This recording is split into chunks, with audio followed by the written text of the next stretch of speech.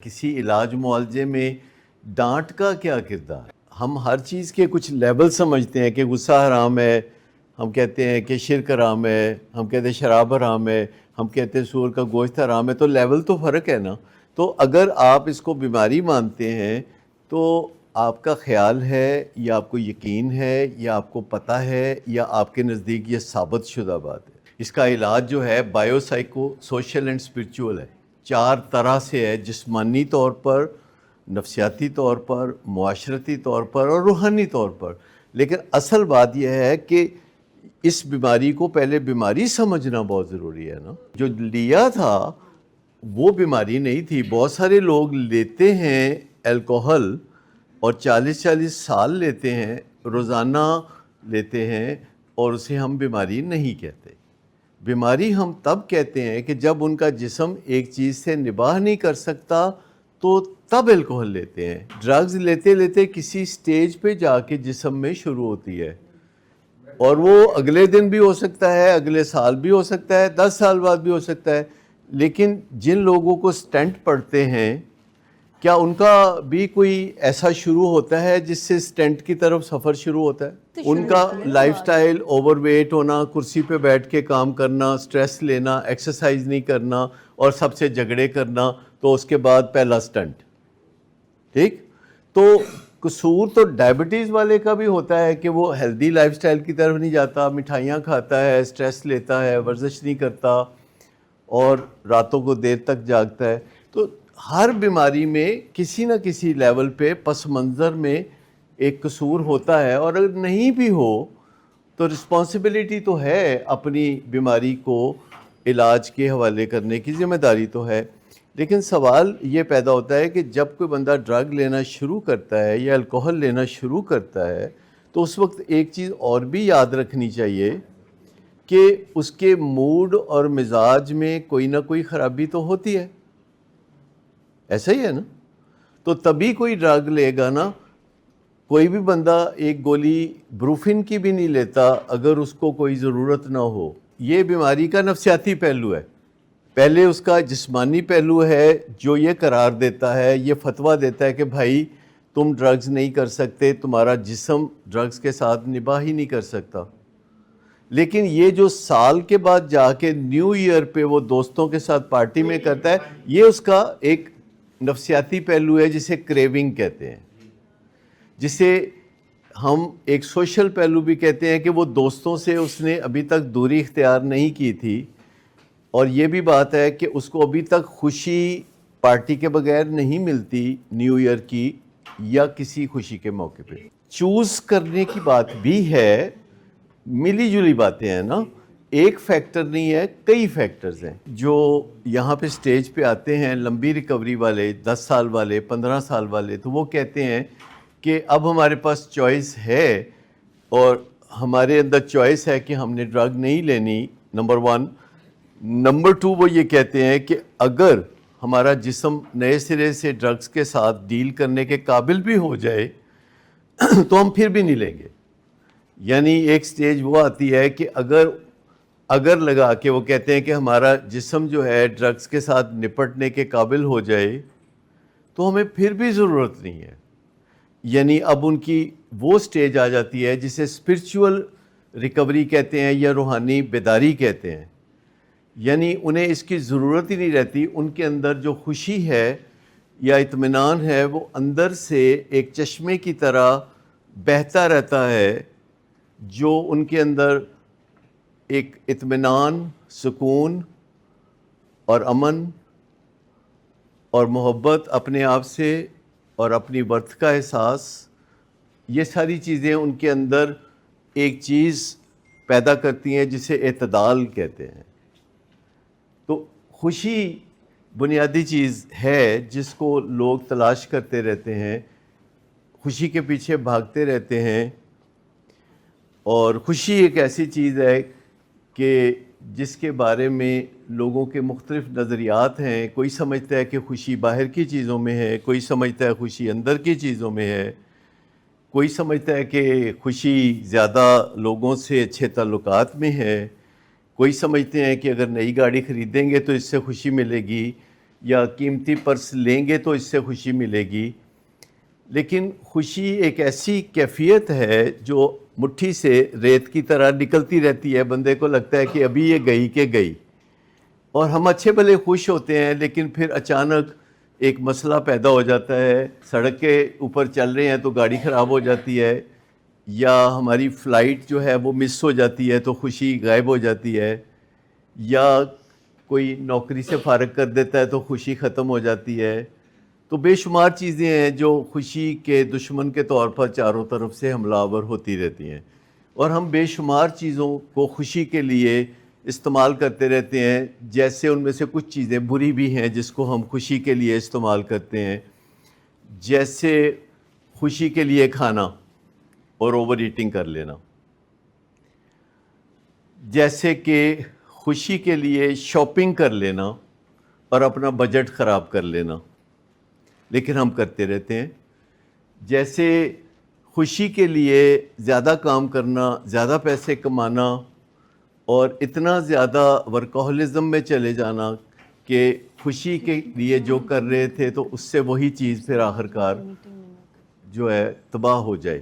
یعنی خوشی کے لیے ایسے کام کرنا, بعض اوقات خوشی کے لیے بہت سے ایسے کام شروع کرتے ہیں, محبتیں پال لیتے ہیں, تعلقات پال لیتے ہیں, جس سے وقتی طور پر خوشی ملتی ہے, لیکن بعد میں پرابلم ہوتا ہے. خوشی کے لیے ریلیں ٹک ٹاک دیکھنا, اور ریلیں ٹک ٹاک دیکھتے دیکھتے راتوں کو 3 بجے تک جاگنا اور ٹاکسک ہو جانا, صبح دیر تک سونا, سورج کی روشنی سے محروم ہونا. تو خوشی کی تلاش میں ہم آخر کار ناخوش ہو جاتے ہیں. لیکن خوشی کی کیفیت جو ہے, اگر آپ میں سے میں کسی کو کہوں کہ سمجھائیں کہ آپ کے نزدیک خوشی کیا ہے, کیونکہ آپ نے بھی خوشی کو پرسو کیا ہے, خوشی کے پیچھے آپ بھی گئے ہیں, تو وہ کیا ہے جس چیز کو ہم خوشی کہتے ہیں؟ ایک فیلنگ ہے, یہ اندر کی خوشی. اور اگر کوئی باہر سے آپ کے ساتھ آپ کو ایک اچھا ریلیشن شپ ملتا ہے تو یہ باہر کی خوشی. یہ جو فیلنگ لیول پہ جو بات ہوتی ہے یہ بھی ہوتی ہے, یعنی جیسے آپ نے کہا کہ ماحول بدل دیا یا ایسے ہو گیا, لیکن ایک بٹن دبا کے نشہ کر کے بھی ماحول ایسے ہی بندہ بدلتا ہے, تب بھی ایسے ہی لگتا ہے. اور جب بندہ پھر نشہ نہیں کرتا تو پھر ایسے لگتا ہے جیسے بریک اپ ہو گیا.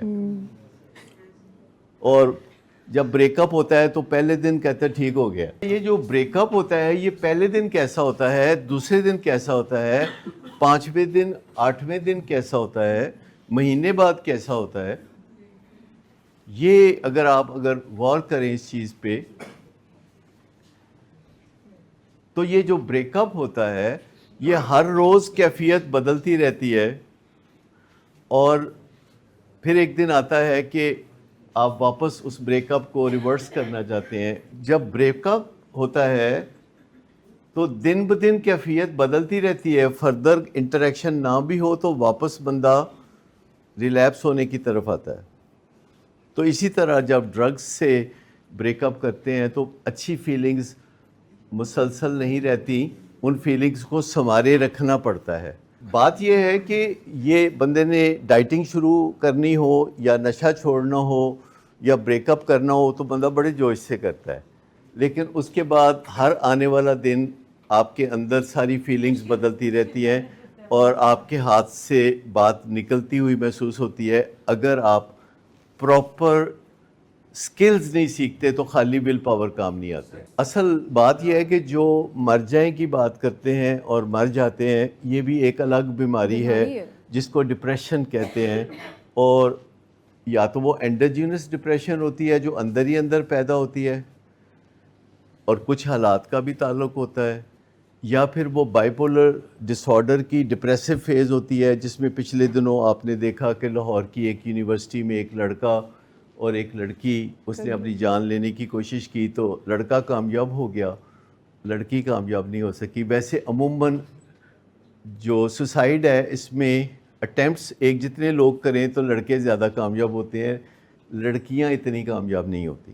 جیسے والدین کو خاص طور پر سمجھانا چاہتا ہوں کہ جب آپ کا بچہ نشہ چھوڑنے کی کوشش کر رہا ہوتا ہے تو اس کے اندر سے پہلے ہی بہت بحران جنم لے رہا ہوتا ہے، بہت کرائسس جنم لے رہا ہوتا ہے.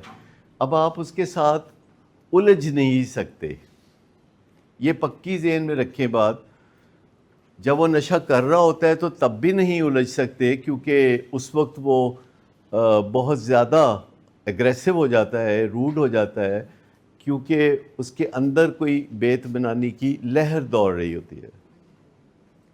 تو آپ سمجھ لیں کہ اگر آپ واقعی اس کو بیماری سمجھتے ہیں تو نہ تو آپ ایکٹیو فیز میں نہ پیسو فیز میں جھگڑا لڑائی فساد نہیں کر سکتے کسی پیشنٹ کے ساتھ، چاہے وہ ڈائبٹیز کا مریض ہو، دل کا مریض ہو، ملیریا ہو اس کو، یا الکوہلزم یا ڈرگز کا کوئی معاملہ ہو.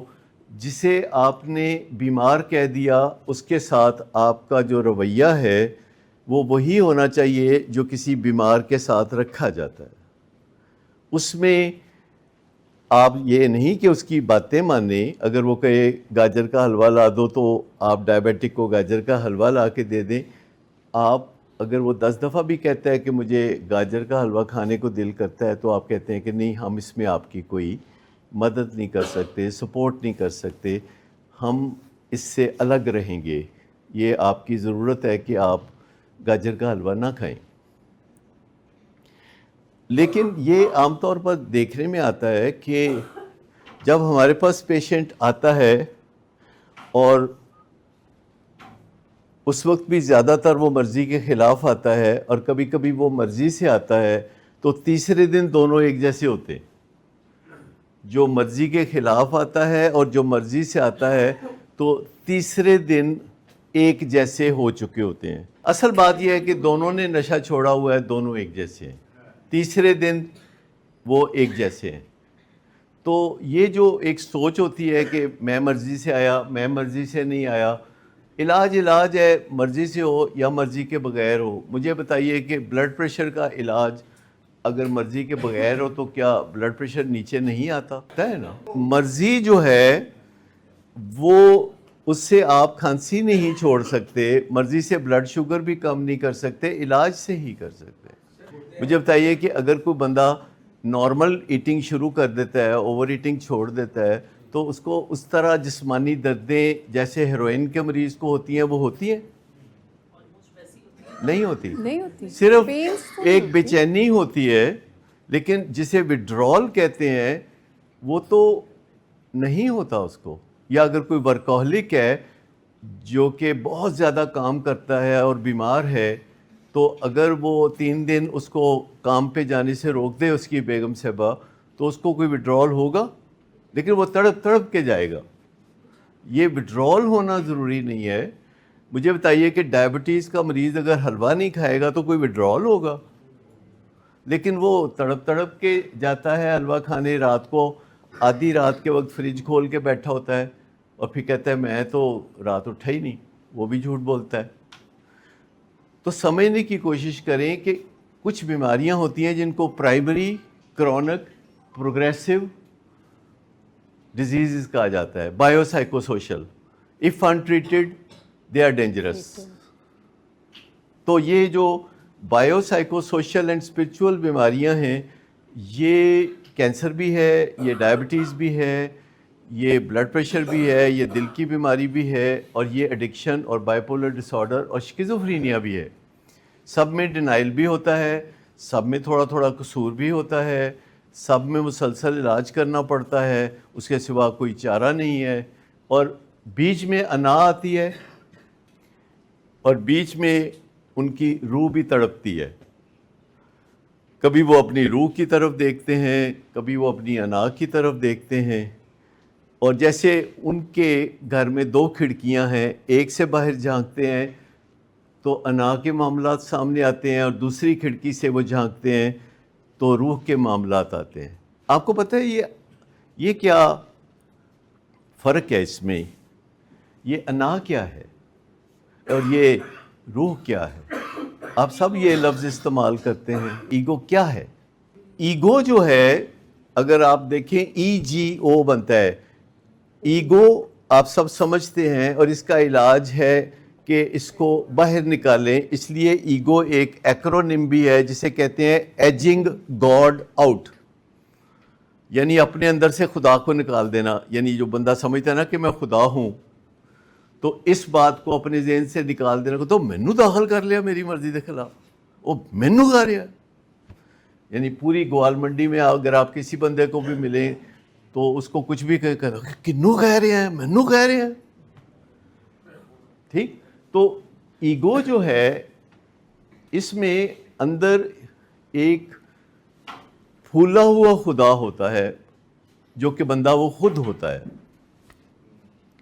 اور اس کو باہر نکالنا ہوتا ہے. اس کو کہتے ہیں ایجنگ گاڈ آؤٹ. جس گاڈ کو ہم نے نکالنا ہے یہ جعلی گاڈ ہے، یعنی ہم. تو جب جعلی گاڈ کو نکالیں گے تو خالی جگہ پیدا ہوگی نا، تو اس میں کون آئے گا؟ اصلی خدا آئے گا جسے ہم کہتے ہیں God as we understand God, جو ہمارے محبت کا، پیار کا خدا ہے، جس سے ہمیں مہربانیوں کی توقع ہے، جس سے ہمیں شفقت کی توقع ہے.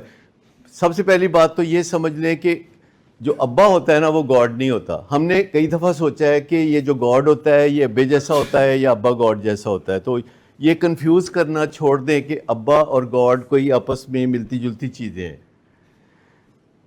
کبھی بھی God as we understand God کے بارے میں سوچیں تو یہ نہ سوچیں کہ وہ یا تو میرے ابے جیسا ہے یا میرے جیسا ہے یا میرے فلاں جیسا ہے.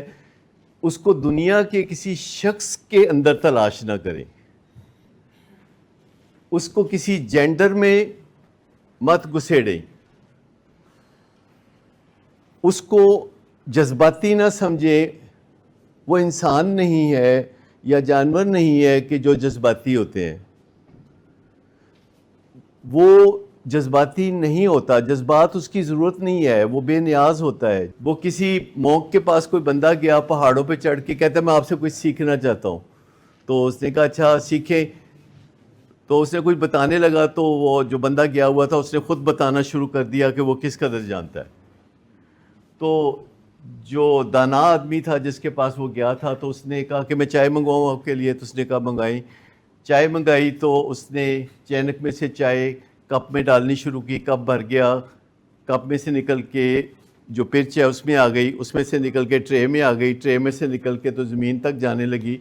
تو جو بندہ گیا ہوا تھا دانائی کی باتیں سیکھنے کہتا ہے سر چائے جو ہے وہ باہر گر رہی ہے، the cup is full. تو اس نے کہا کہ you are like that cup, you are full. اب میں آپ کو کیا بتاؤں. تو بات یہ ہے کہ جو جگہ ہی خالی نہیں ہوگی، ہم نے اپنی ایگو کو وہاں خدا بنا کے رکھا ہوا ہے.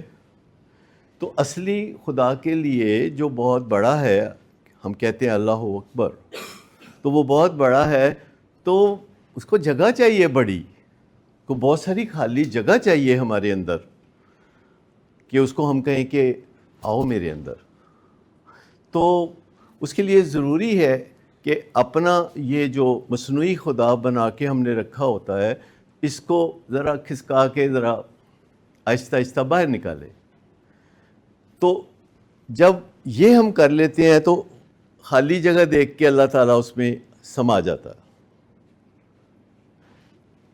اور دوسرا ہمارا روحانی پارٹ ہے جو ہمیشہ امن کے گیت گانا چاہتا ہے، ہمیشہ محبت اور خوشی کا متلاشی ہوتا ہے، ہمیشہ دوسروں کے لیے قربانی اور اثار دینا چاہتا ہے، جو ہمیشہ لوگوں کے لیے کچھ بہتری چاہتا ہے، جو ہمیشہ رشتے نبھانا چاہتا ہے. تو اس کو کھل کھیلنے کا تھوڑا موقع دینا چاہیے. اور وہ ہمارے اندر ایک چیز ہوتی ہے جس کو ہمیں تلاش کرنا ہوتا ہے، جسے ہم باہر تلاش کرتے رہتے ہیں. کبھی ہم شاپنگ کی شکل میں اپنی الماریاں بھرتے ہیں، کبھی ہم کہتے ہیں گاڑی بہت اچھی لے لیں، کبھی ہم کہتے ہیں گھر بہت اچھا بنا لیں. لیکن وہ 4 دن کی چاندنی اور پھر اندھیری رات، وہ ایسی خوشی زیادہ پائیدار نہیں ہوتی. اور جو اندر سے ایک چشمہ بہتا ہے خوشی کا،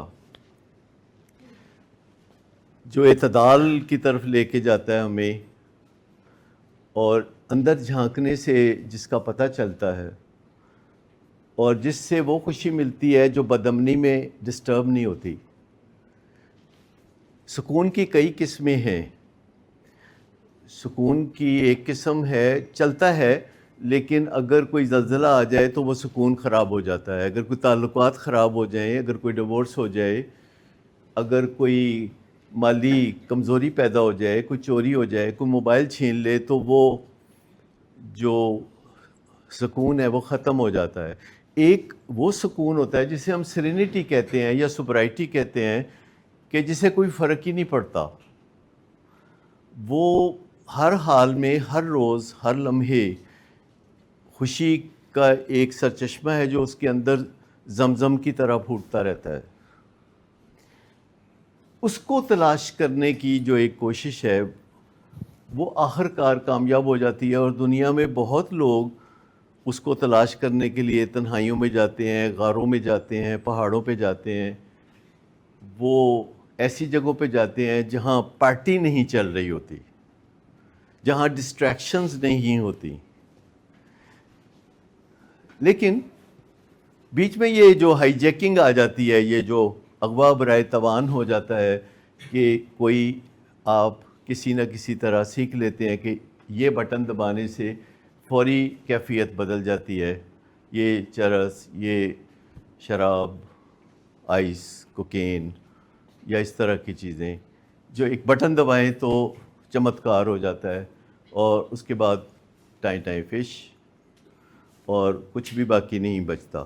یہ اگر ہم سمجھ لیں تو اس کو ہم کہتے ہیں ٹیچ اونلی لو، یعنی جو بھی بات منوانی ہے نا، محبت سے ملوانی ہے، محبت سے ہی منوانی ہے، جو بھی بات منوانی ہے، اور بار بار کہا جا سکتا ہے، اور بات منوانے کے لیے پہلے بات ماننا ضروری ہوگی، جسے ہم کہتے ہیں to give is to receive, پہلے کچھ دینا ہوگا تو پھر کچھ لینا ہوگا۔ اگر آپ کسی سے بات منوانا چاہتے ہیں تو پہلے اس کی بات تو مان لیں، اور پھر اس میں سے خوف کو نکالنا پڑے گا، کیونکہ لو از لیٹنگ گو فیئر، یعنی محبت ہو نہیں سکتی کسی ایسے بندے سے کہ جس سے آپ خوف زدہ ہیں۔ محبت سے ہی آپ کسی کو سبق دے سکتے ہیں، اور سبق دینے سے پہلے سبق لے لیں تو اچھا ہے، تاکہ دوسرا بندہ کہے کہ اب میری باری ہے، کیونکہ to give is to receive. اور ریلیشن شپ وہ ہوتا ہے محبت کا جس میں خوف کوئی نہیں ہوتا، جس میں کوئی نہیں کہتا کہ میں تمہیں چھوڑ دوں گا، جو کہتا ہے میں تیری جان نہیں چھڈاں گا، نہیں جنی دیر تو نہیں چھڈیں گی، پاویں تو چھڈے بھی تو میں تیری جان نہیں چھڈاں گا۔ یعنی جب آپ ایک اٹوٹ رشتے کی بات کر رہے ہوتے ہیں، اس میں سے خوف نکل جاتا ہے۔ اسی لیے لوگ ماں باپ سے زیادہ کمفرٹیبل ہوتے ہیں، کہ ماں باپ کا رشتہ تھوڑا اٹوٹ سمجھا جاتا ہے، اور بیویوں کا رشتہ تھوڑا ٹوٹنے والا۔ تو یہ لڑکیوں کو خاص طور پر اور لڑکوں کو عام طور پر سوچنا چاہیے کہ کبھی بھی اپنے شادی کے رشتے میں اس دھمکی کو آسانی کے لیے استعمال نہ کریں۔ اس کو ہم کہتے ہیں کہ کشتہ نہ کھائیں، رشتے کا کشتہ زیادہ مؤثر قسم ہوتی ہے، کہ اگر جو آپ نے کرنا ہے تو پھر دھمکی نہ دے، پھر کر گزرے۔ تو دھمکی دے کے اپنے آپ کو بے اثر نہ کریں، اور دوسرے کو یہ شے نہ دے کہ وہ آپ کو کہے کہ اچھا جاؤ پھر کر لو، اور پھر بندہ ادھر ادھر دیکھ رہا ہوتا ہے۔ تو اپنے منہ سے الفاظ سوچ کے نکالنا چاہیے۔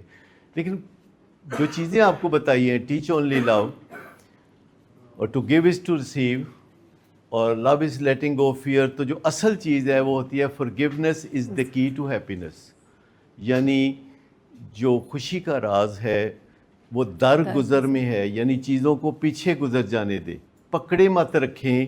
زندگی میں جو مصیبتیں ہیں، جو پرابلمز ہیں، ان کو جپھا مار کے مت رکھیں۔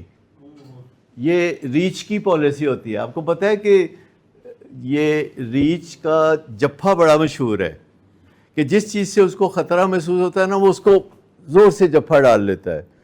وہ ایک جنگل میں کچھ شکاری شکار کر رہے تھے، تو انہوں نے کھانا شانا کھایا، تو اب وہ چائے ابل رہی تھی کیتلی میں، اور نیچے آگ جل رہی تھی، اور کوئی جا کے تھوڑی سی چائے لے کے پی کے تو ادھر ادھر ہو جاتا تھا۔ تو دور سے ایک ریچھ دیکھ رہا تھا جس کو سردی لگ رہی تھی، تو وہ آہستہ آہستہ چلتا چلتا آیا کیتلی کی طرف اور اس کو لگا کہ یہ گرم ہے، اس سے میری سردی دور ہوگی، تو اس نے کیتلی کو اٹھا کے اپنے سینے سے لگا لیا. اس کا سینہ جل اٹھا لیکن اسے کیتلی کو نہیں چھوڑا. یہ ریچھ کی فطرت ہے کہ وہ جفا جس چیز کو ڈال لیتا ہے اس کو کرش کرنا چاہتا ہے، اور اگر کوئی گرم چائے والی کیتلی کو جفا ڈال لے تو اس کا سینہ جل جائے گا نا. اس کو کو ڈیپینڈنس بھی کہتے ہیں. ہم انسان بھی کئی دفعہ ایسے جفے ڈالتے ہیں تکلیف کو، ہم لالچ کو بھی جفے ڈالتے ہیں. آپ کو پتہ ہے انڈیا میں بندر کیسے پکڑتے ہیں؟ کو ڈیپینڈنسی کو اردو میں روگ کہتے ہیں. ہاں تو روگ میں چل رہی ہے نا دنیا کیڑی خوش ہے، دنیا کیڑی ایک دوجے تو خوش ہے. یہ کو ڈیپینڈنٹ ریلیشن شپ ہے. لیکن وہ میں نے کہا تھا پتہ ہے آپ کو بندر کیسے پکڑتے ہیں ہندوستان میں بندروں کو پکڑ کے تو وہ تماشا واشا دکھاتے ہیں گلیوں میں اور روزی کماتے ہیں لوگ. تو وہ بندر کیسے پکڑتے ہیں؟ وہ ایک درخت میں ایک خالی جگہ پیدا کرتے ہیں جس میں بندر کی طرف یہ کھلی اس طرح ہاتھ اندر جا سکتا ہے، اور وہ اس کے اندر نٹس رکھ دیتے ہیں جو کہ بندروں کو بڑے پسند ہوتے ہیں، میوے اور نٹس. تو بندر ان کی خوشبو سونگھ کے تو آتے ہیں، تو ایک بندر جو ہے نا اس میں ہاتھ ڈال کے تو سارے نٹس پکڑ لیتا ہے اپنی مٹھی میں. اب اس کی مٹھی ذرا بڑی ہو جاتی ہے اور وہ واپس باہر نکالنا چاہتا ہے تو کیا ہوتا ہے؟ نہیں نکلتی. اب اس کے پاس کیا چوائس ہے؟ یا تو وہ نٹس چھوڑ دے اور ہاتھ باہر نکال لے، یا وہ نٹس پکڑے رکھے اور پکڑا جائے. تو بندر کیا کرتا ہے؟ پکڑا جاتا ہے. وہ پکڑا رکھتا ہے اس کو، وہ کبھی چھوڑتا نہیں ہے. تھوڑی دیر تڑپتا رہتا ہے درخت کے ارد گرد، کلا بازیاں لگاتا رہتا ہے، پر ہاتھ اندر ہے اور وہ اس کو مٹھی کو کھول نہیں رہا. اور پھر وہ جس بندے نے یہ ٹریپ سیٹ کیا ہوتا ہے وہ آ جاتا ہے تو اس کو وہ پکڑ لیتا ہے. تو آپ سمجھ لیں کہ ہم انسانوں کو کبھی اپنی بند مٹھی کھولنی ہوتی ہے، کبھی جلتی ہوئی گرم کیتلی کو اپنے سے پرے ہٹانا ہوتا ہے، کبھی اپنے اندر جھانک کے سکون کے اس سرچشمے کی تلاش کرنی ہوتی ہے جو ہمیشہ سے ہمارا انتظار کر رہا ہوتا ہے. ہم جس چیز کو باہر ڈھونڈتے رہتے ہیں وہ ٹھیک ہمارے اندر کہیں بڑی خوبصورت جگہ ہوتی ہے جسے ہم نے تلاش کرنا ہوتا ہے کہ ہمارے اندر وہ خوبصورت جگہ کون سی ہے جہاں سے خوشی ابھر کر باہر آنے کے لیے تڑپ رہی ہے. گریڈ جو ہے، جب ہم اپنے وقتی فائدے کو چھوڑنا نہیں چاہتے تو ہم مستقل پھنس جاتے ہیں. جب ہم وقتی فائدے کو پکڑی رکھنے چاہتے ہیں تو مستقل ہم مصیبتوں میں گھر جاتے ہیں. تو میں آپ کو بتاؤں کہ خوشی ہماری مرضی کے ساتھ نہیں چلتی. اگر ہم صرف اس صورت میں خوش ہوتے ہیں جب ہماری ٹیم جیتتی ہے تو آپ سمجھیں کہ پاکستان کی ٹیم اکثر ہمیں خوش نہیں ہونے دے گی. لہذا ہمیشہ گیم پہ نظر رکھیں، ہمیشہ بال پہ نظر رکھیں، اور بال جو ہے اس کی موومنٹ سے آپ انجوائے کریں گے کسی بھی گیم کو. زیادہ گیمز میں بال ہوتا ہے لیکن آپ کی نظر ہوتی ہے کھلاڑیوں پر اور آپ کی نظر ہوتی ہے اپنے ملک کے نام پر. لیکن جب آپ گیند پہ نظر رکھتے ہیں تو آپ کانسٹنٹلی اس گیم کی جو تھرل ہے اس کو انجوائے کرنے لگتے ہیں.